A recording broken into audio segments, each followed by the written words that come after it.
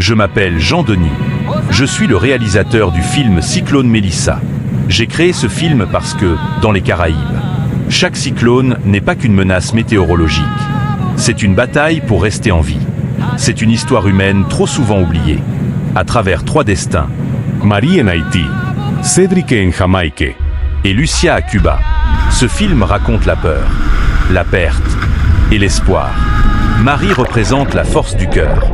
Cette force qui pousse à protéger ceux qu'on aime, même quand tout s'écroule autour de nous.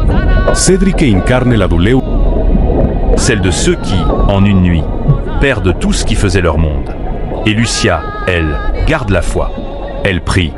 Elle traverse la tempête avec l'espoir de revoir les siens au matin. Cyclone Mélissa n'est pas seulement l'histoire d'une catastrophe.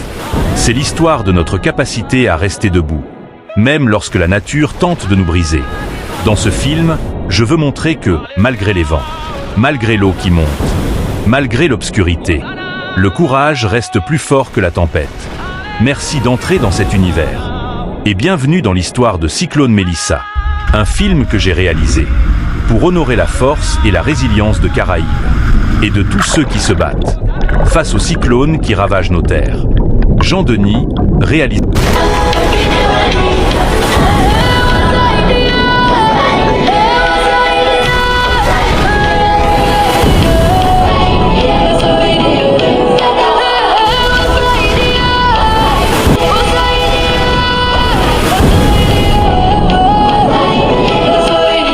Dans les Caraïbes, quand la saison des cyclones arrive, la vie bascule en une rafale.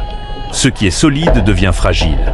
Ce que l'on croyait éternel peut disparaître en quelques heures. Cette nuit-là, la tempête Mélissa s'approchait. Elle n'était encore qu'un nom à la radio. Un dessin sur une carte météorologique.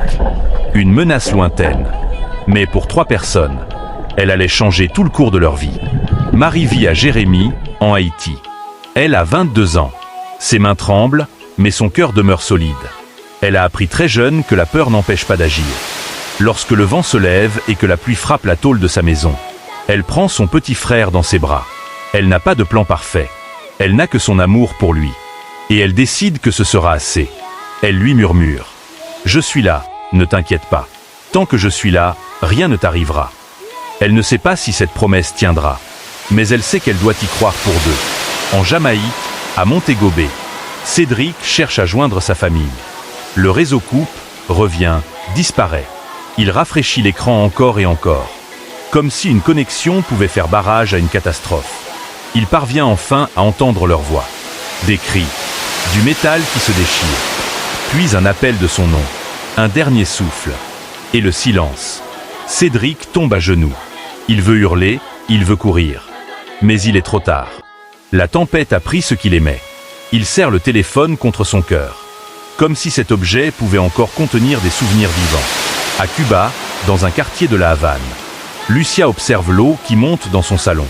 Les vagues se glissent dans sa maison, comme si la mer avait décidé de reprendre ce qui lui appartenait. Elle tient une photographie. Son père, sa mère, ses 2 frères. Elle ne sait pas où ils sont. Elle ne sait pas s'ils reviendront. Elle ferme les yeux et elle prie. Pas pour un miracle, pour un lendemain.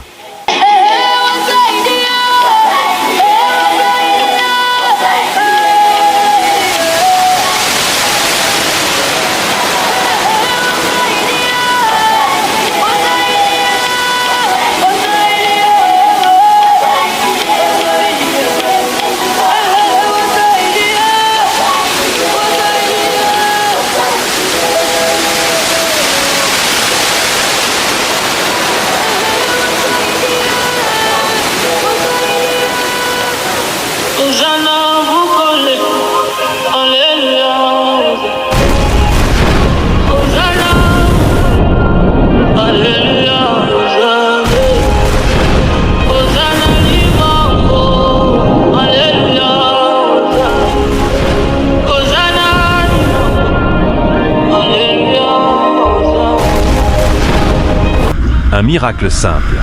Ils sont vivants. Mon frère rit. La vie leur revient comme un trésor. À la Havane, Lucia ouvre la porte. Sa famille court vers elle, les yeux humides et le cœur en paix. Elle tombe dans leurs bras.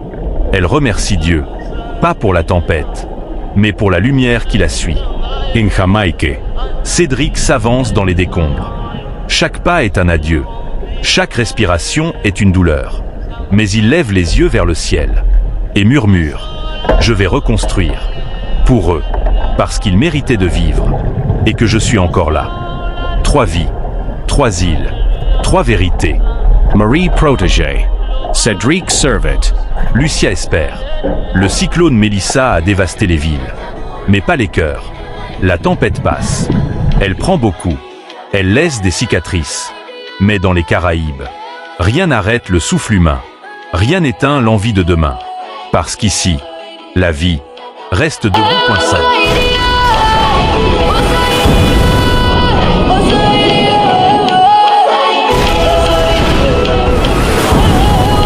La tempête Mélissa entre dans les terres. Elle arrache les toits. Elle déracine des arbres centenaires. Elle soulève des voitures comme de simples jouets. Dans les rues, l'eau déborde. Les vitres éclatent. Les cris se mêlent aux rafales. Et le monde devient nuit. Marie retient la porte de toutes ses forces. Le vent cherche à l'ouvrir comme s'il voulait entrer pour tout détruire. Elle répète « Je te le promets ». Son frère pleure. Elle essuie ses larmes de ses doigts tremblants, même si elle ne parvient pas à sécher les siennes. Cédric, lui, reste silencieux. Il a crié tout ce qu'il pouvait. Il n'a plus de voix, seulement des larmes. Son monde s'est écroulé avant même que sa maison ne tombe. Pieds dans l'eau. Chaque pas est un combat. Elle dépose la photo sur un meuble, bien en hauteur, comme si ce souvenir était la chose la plus précieuse à sauver. Elle se dit, ils vont survivre. Ils doivent survivre. Je ne peux pas être la seule encore debout. Les heures passent. Les minutes deviennent longues comme des années. Les murs tremblent sous les rafales. Les toits sifflent, se tordent, s'envolent. L'eau s'infiltre partout, comme si elle cherchait à avaler chaque maison. Mais au cœur de la peur, il existe aussi un souffle, un instinct, une volonté humaine que rien ne peut balayer. Marie imagine le soleil du lendemain, et cela lui donne la force de tenir. Lucia ne cesse de prier. Sa voix n'est qu'un fil fragile, mais c'est ce fil qui la garde debout. Et Cédric, malgré la douleur, se promet dans le silence. Je resterai vivant, pour eux. Je continuerai, pour leur mémoire. Puis, lentement, le vent faiblit. La pluie cesse de frapper avec rage. Le grondement s'éloigne. Comme un monstre rassasié, la nuit prend une grande inspiration et relâche enfin.